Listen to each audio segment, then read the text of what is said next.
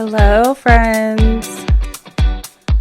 Welcome back to the Intuitive Life Coach. This is your host, Angie. And I am going to start out by saying, if you are feeling anything going on in your body, mind, spirit right now, just know that as I am recording this today, this is Monday, oh my gosh, I don't know what day it is. Anyways, it's like one of the first Mondays in December. This week we have the full moon, and I'm like I'm a little obsessed with the moon. I love the full moon. I've always been like aligned with the moon in some way. I didn't realize it until probably, I would say about 9 years ago. I started to realize that my body functioned based on the cycle of the moon, and that I would like have these ebbs and flows with the cycle where I could always tell when the full moon was coming, at least a week prior, like without even like paying attention. Now I'm a little more in tune with like what is happening in the astrological stuff, but back then I did not know. And then I started paying attention. I'm like, oh, like my body starts to act like this about a week prior to the moon. And as I'm sharing this with you, I am getting intuitive hits, which has been happening a lot lately. Like the last week, probably 2 weeks have been insane, you guys. Like there's been like this big shift in my energy, and I am just receiving messages like crazy. So as I'm speaking about the moon in this moment, I'm hearing in my spirit, well, it makes sense that you ebb and flow with the moon cycle because the moon impacts water, the element of water. And so if you have water prevalent in your astrology chart in any way, like so I'm an Aries, Scorpio, Cancer. So if you know anything about that, that's what I am. And Scorpio and Cancer are both water signs. And then I got my Aries, fire. So what is really happening is it's not necessarily completely attached to your signs and that, with that part of you. But also remember, we are pretty much 70% water, and that's why we have to stay hydrated. That's why we can't live without water. We embody the element of water as humans. And so anything in the atmosphere that impacts water, like in the astrological sense, or anything that may happen on Earth even, we are impacted. Like our body energetically can be impacted by that if we are like really in tune with what is going on with our body in any way. You may notice shifts that happen sometimes, and if you pay attention to like the movement of some planets or the moon, you may notice that it's kind of like a shift happening in your own energy. And so as I'm even saying this right now, I am like, my body reacts in a certain way when I get downloads, and I'm feeling that in my body right now. And I've been feeling this for like at least 2 weeks, but I will say the last, probably I would say the last 7 days, maybe 8, I have been feeling like really intensely a shift, and almost like a portal opening, I guess, in some way. And these downloaded messages I'm getting are just, they're intense. I will just tell you that. They're pretty amazing, but I haven't shared many of them. I did. If you follow me on TikTok, I got a message a couple of days ago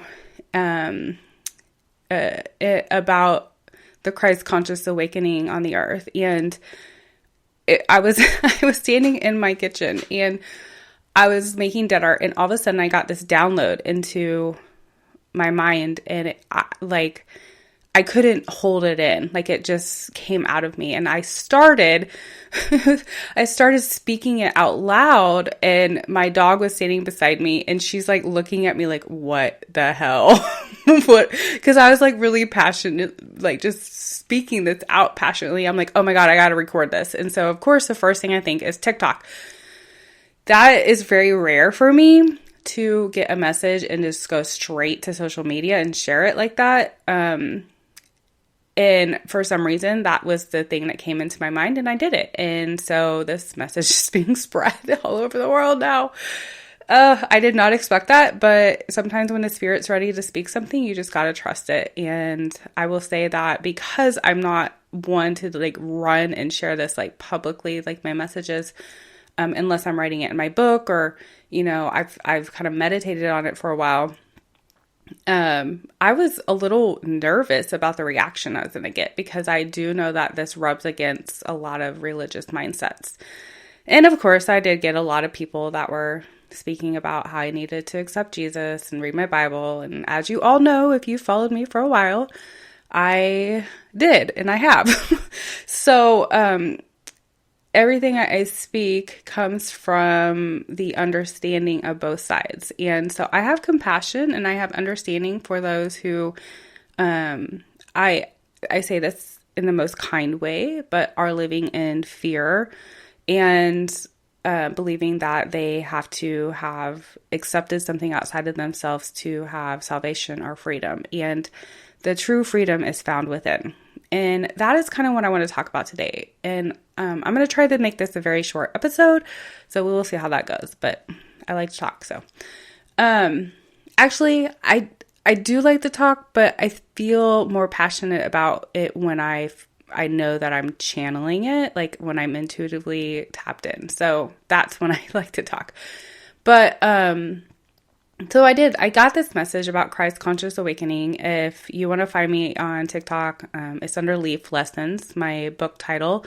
And you can see, and I have several messages on there that I've shared. I've been sharing messages for over a year on there. And so it's interesting that now suddenly, I guess when it's time is time. Things kind of blow up when it's time. But I will say that as I'm thinking about this, like I was meditating this morning, and as I was, I told you I'm already like really tuned in right now, channeling a lot of messages. And I believe some of that is because I kind of got in a rut for a while, like for probably several months actually, where I was kind of just going through the motions of like, this is how I meditate. This is when I meditate. This is what happens. And I think because I had been in this, like, I have to do this kind of mode, I was shutting myself off to hearing my spirit and connecting with my intuition. Like I still was connected in some source, but, I feel like I opened the door again, or even like wider, by adjusting the way I believe that it needs to happen, instead of feeling like it is a chore or something that I have to do or else I cannot live aligned. I adjust it to, I get to do this. This is my like birthright. This is my privilege to be able to tap into my spirit through meditation. And so instead of being so, I guess, harsh about how I did it towards myself, and feeling like if I lack in any way that I'm not doing it right, I had to really let that go and just allow my spirit to guide me. And when I did that, I kind of changed. I mean, I actually really didn't change the way I do it. Like I still meditate in the same way. I still do it in the morning, almost daily. The last week, I've kind of changed it up a little bit where I do a meditation in the morning, but I'm doing it differently, I guess. I go through phases where I journal a little bit more. So I intuitively write down what I hear the spirit saying. And then, like yesterday, I woke up and immediately started channeling my third book, you guys. So I have finished, I think I have finished my second book. I'm going to go back through at least the last 3 chapters that I just got done writing and kind of go back through and recheck it and self-edit before I send it to my editor. But you guys, I got my third book. So the Spirit told me over a year ago that I was going to write several books, and I won't tell you the whole story, but I felt as if they were going to tell me the titles of all the books at the time, but I kind of freaked out about it because I'm like, I've never wrote a book.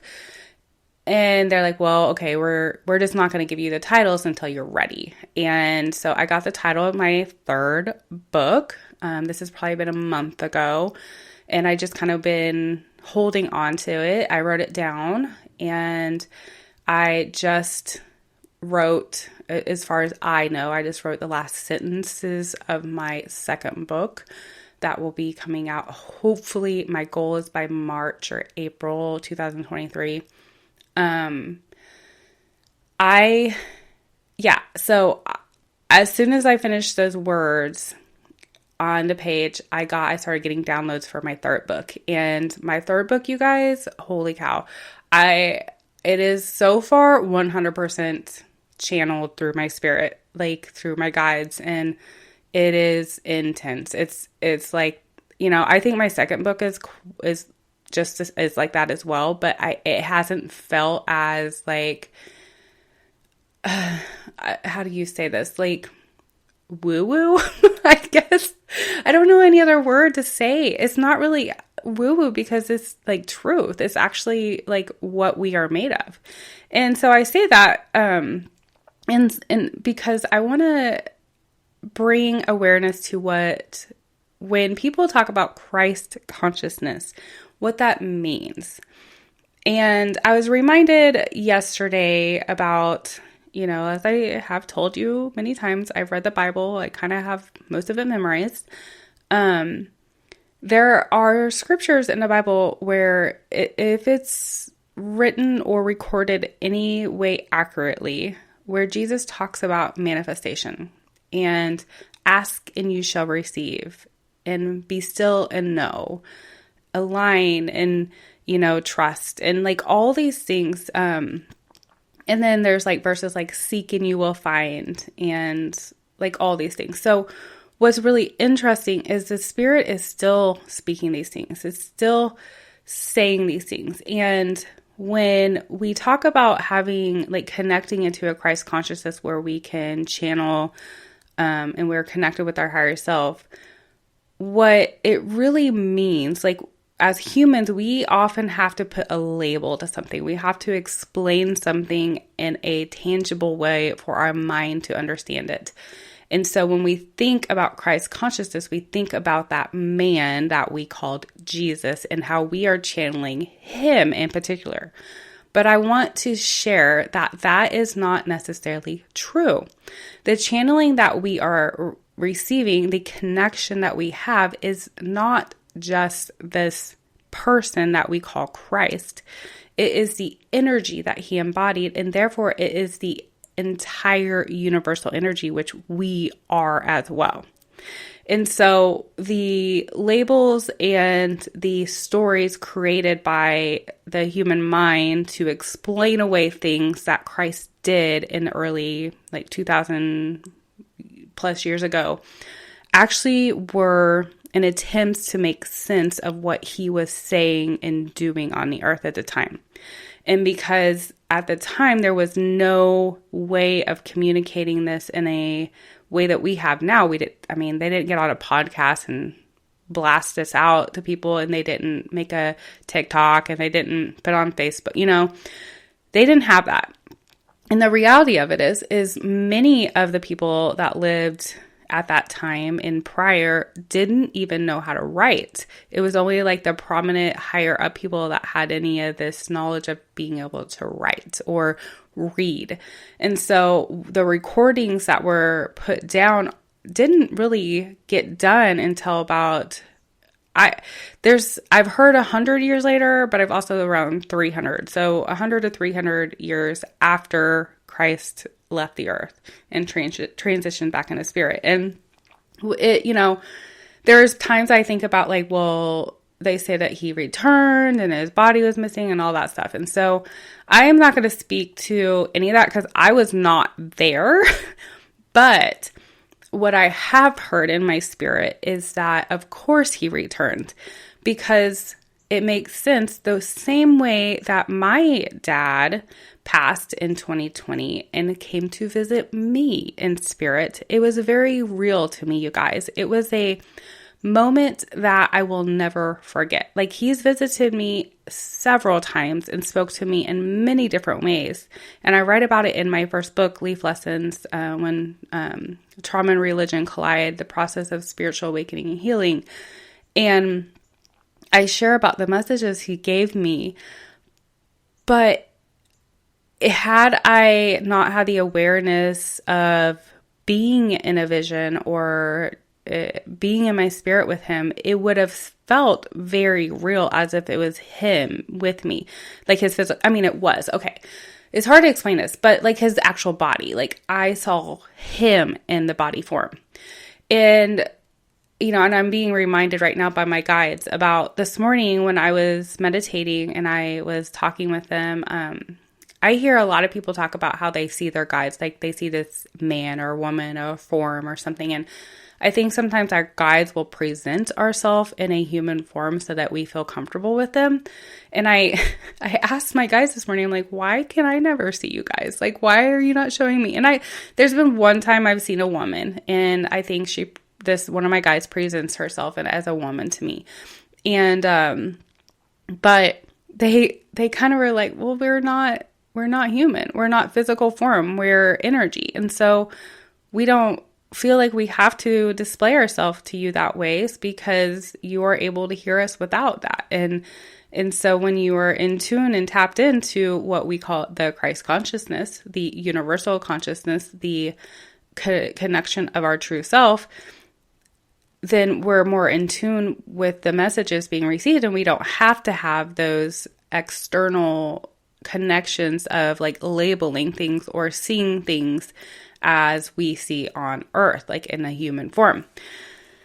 Oh goodness, this is deep, you guys. I didn't expect to go this way. But anyways, so when you hear the words Christ consciousness, I want you to understand that it is not the actual human Jesus that we talked about or we read about in the Bible. It is an actual universal energy that man himself tapped into and shared on the earth. And it never left the earth. It just became stagnant, and the energy was choked out by the understandings and the labeling of the human mind. Because at the time, they didn't want to hear that, because it was a threat to their ego and what they had built their understanding around. They had built this understanding around this God, man, whatever, on a throne that was going to judge harshly in a place called hell that people could go. And there is not a place called hell. I know that this is controversial to say that, but we manifest these experiences in our own being through our thoughts. And so I in some way, even after we transition into spirit, we can manifest a hellish experience as if we are in hell. But I have not, of course I wouldn't hear it, but there's been people that have recorded going to this place. And the ones that I have heard talk about how they were able to leave it. And from my understanding in my visitations with my dad and with some other spirits that have come through to talk to me, many of the spirits that we would say are in a hellish experience are because they had manifested it in some way during their lifetime. And there really truly are spirits that are stuck in like a in-between phase, I guess, because I have come to understand there are different layers of heaven, or the universe, I guess we could say. And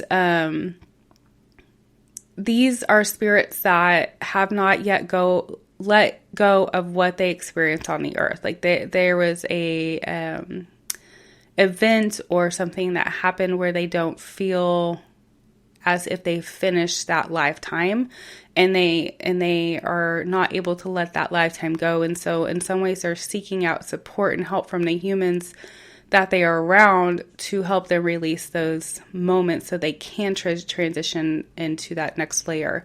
And in some way, I think that's what my dad was saying to me when he came back to me and talked to me about forgiveness, and how when I forgive him, it doesn't just help me as a human, it helps him to transcend into the next layer and expand and grow as a spirit and soul. So, oh goodness. Like I said, this is super deep. Please read my book if you want to understand this anymore, because I'm going to try to tone this down a little bit and make it a little bit easier to understand. But I hear a lot of people asking, like, well, how do I connect with Christ consciousness? Like, how do I get into this where I'm able to channel and understand? And you guys, we as humans have been programmed to believe that everything is outside of ourselves, that we have to seek something outside of ourselves to be in tune with our highest self, that we have to read a Bible or go to church or do these many prayers a day or whatever kind of atmosphere or culture you're around. You've been programmed in some way to believe that this is something you have to seek outside of yourself. Everything in the entire universe is inside of you. You are the universe is you. You are a small energetic part of the universe. And so you actually help hold the universe together.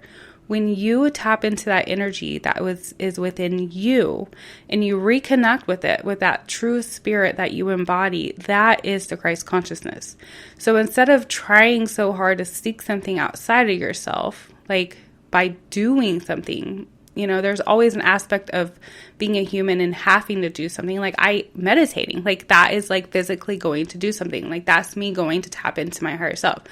And it's the same thing. Like I think people that go to church and are in religion can actually tap into this too, because it can get a little confusing because you start to manifest the religious beliefs too, but I think it also helps to manifest the connection with your higher self and with this Christ consciousness, because I think that's how I got into the place that I am. Like I was seeking, and according to the spirit, like when you seek, you find. And I was seeking like really, really strongly because I did not want to remain the same. I knew there was something more that I was missing.